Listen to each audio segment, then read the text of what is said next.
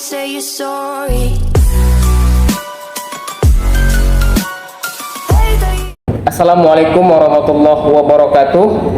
Perkenalkan, nama saya Jeffrey Putra Deska dengan NIM 22016031 dari Program Studi Pendidikan Bahasa dan Sastra Indonesia. Di sini saya sebagai responden. Nama saya Rahmi Kamidia dengan NIM 22016051 dengan Program Studi Pendidikan Bahasa dan Sastra Indonesia Daerah. Di sini saya sebagai responden 2. Perkenalkan, saya Fani Indah Kurniawati dengan NIM 22016103 dari Prodi Pendidikan Bahasa dan Sastra Indonesia. Di sini saya sebagai pewawancara. Kita pertama, pergantian kode batang produk Israel setelah terdapat indikator boikot terhadap produk-produknya. Apakah Anda pernah membaca berita tersebut? Pernah.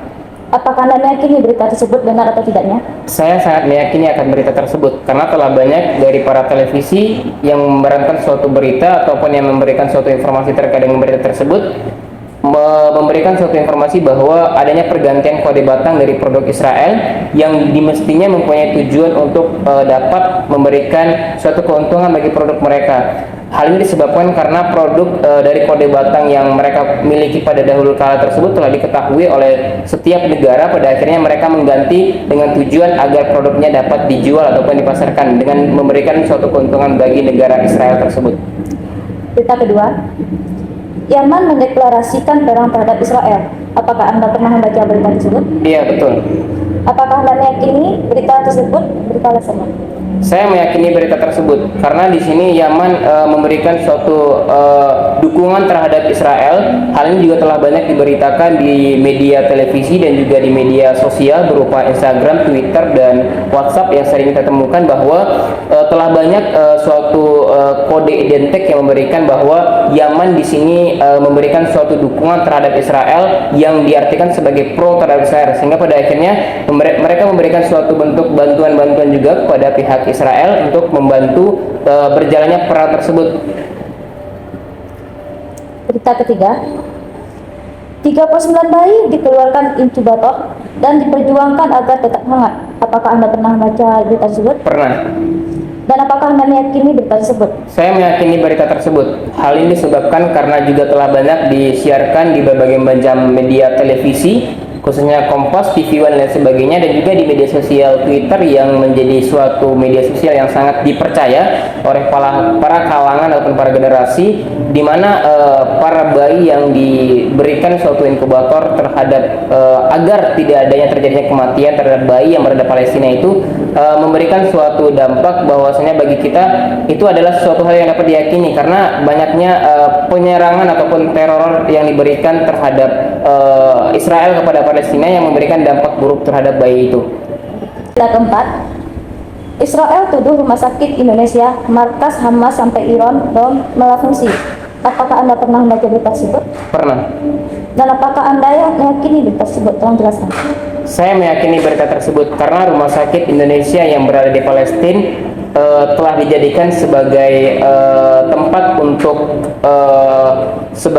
untuk perlindungan bagi setiap anggota ataupun setiap masyarakat Palestina untuk mereka berlindung dari serangan Israel tersebut. Nah, kemudian dari sisi lain bahwasanya telah juga banyak adanya suatu pemberitaan yang terjadi baik itu dari media sosial berupa Instagram dan Twitter dan sebagainya. Kemudian televisi pun juga telah menyiarkan hal ini, memberikan suatu bukti nyata bahwa ketika televisi telah memberikan suatu siaran terhadap hal tersebut, mestinya telah ada suatu analisis yang dilakukan apakah berita tersebut benar. Berita kelima, terbongkar sumbangan rakyat Indonesia untuk Palestina mau dikorupsi. Apakah Anda pernah membaca berita tersebut? Pernah. Dan apakah Anda yakin akan kelayakan atau kebenaran di berita tersebut? Tolong jelaskan. Iya, saya meyakini akan berita tersebut karena dari beberapa pihak telah disiarkan bahwasanya ada beberapa pelaku yang melakukan suatu tindakan korupsi terhadap dana ataupun biaya yang telah diberikan ataupun yang akan diberikan kepada Palestina. Hal ini tentunya telah disiarkan di berbagai macam bentuk media, contohnya adalah media televisi dan juga media lainnya seperti media sosial berupa Instagram, Twitter, dan WhatsApp dan sebagainya. Hal ini tentunya juga kita dapat meyakini bahwa banyak sekali masyarakat Indonesia yang memberikan suatu sumbangan tersebut tidak tersalurkan kepada Palestina, yang dimana dapat dibuktikan dengan adanya suatu pelaku-pelaku yang muncul karena sumbangan tersebut tidak tersampaikan ataupun tidak berada pada tangan dari setiap warga Palestina tersebut. Terima kasih Jeffrey. Selanjutnya saya akan beralih ke responden kedua. Berita selanjutnya, rumah sakit di Gaza tak bisa operasi karena diboikot tentara Israel. Apakah Anda pernah membaca berita tersebut? Pernah. Dan apakah Anda meyakini akan berita tersebut? Tolong jelaskan. Baik, saya meyakini berita tersebut dikarenakan berita tersebut sudah beredar di sosial media seperti YouTube dan lain-lainnya, sehingga bisa kita katakan sekarang Palestina hampir hilang di muka bumi ini. Maka berita tersebut saya yakini. Berita selanjutnya, bantuan untuk Gaza diserang Israel. Apakah Anda pernah membaca berita tersebut? Pernah. Dan apakah Anda meyakini akan hal atau yang diungkapkan di berita tersebut? Tolong jelaskan. Baik, saya meyakini berita tersebut dikarenakan berita ini bisa dipercaya karena sudah ada sumber lain yang membahas berita tersebut dalam video, dan juga jelas sekali bahwa seperti botol air minum berserakan di jalanan. Berita selanjutnya, bantuan Indonesia untuk Palestina ditahan Israel sempat mendek di Mesir.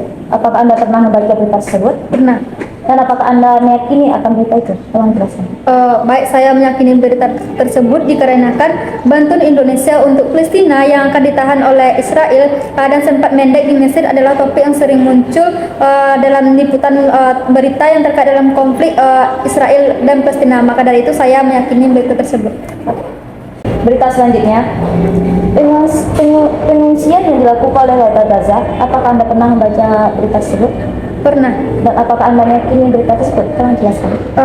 Baik, saya meyakini berita tersebut dikarenakan pernyataan tentang pengungsian dilakukan oleh warga Gaza dan warga Gaza itu sendiri terdengar tidak biasa dan membingungkan. Nah, pengungsian itu biasanya dilakukan oleh warga untuk menyelamatkan diri dan dari konflik atau bencana, sehingga konsep pengungsian yang dilakukan oleh warga Gaza dapat memunculkan pertanyaan yang cukup besar. Berita selanjutnya, McDonald Indonesia donasikan 1,5 miliar untuk rakyat Palestina lewat Basnas. Apakah Anda pernah baca berita tersebut? Pernah. Dan apakah Anda meyakini akan berita tersebut? Tolong jelaskan. Baik, di sini saya tidak meyakini berita tersebut dikarenakan tidak mungkin produk negara itu sendiri atau negara Gaza itu sendiri memberikan bantuannya kepada Palestina. Mungkin itu jawaban dari saya. Terima kasih. Baik, terima kasih atas jawabannya. Demikianlah wawancara yang dapat kami lakukan. Saya Jeffrey Putra Deska. Saya Rahmi Kamiria. Saya Fani Indah Puniawati. Pamit undur diri. Wassalamualaikum warahmatullahi wabarakatuh.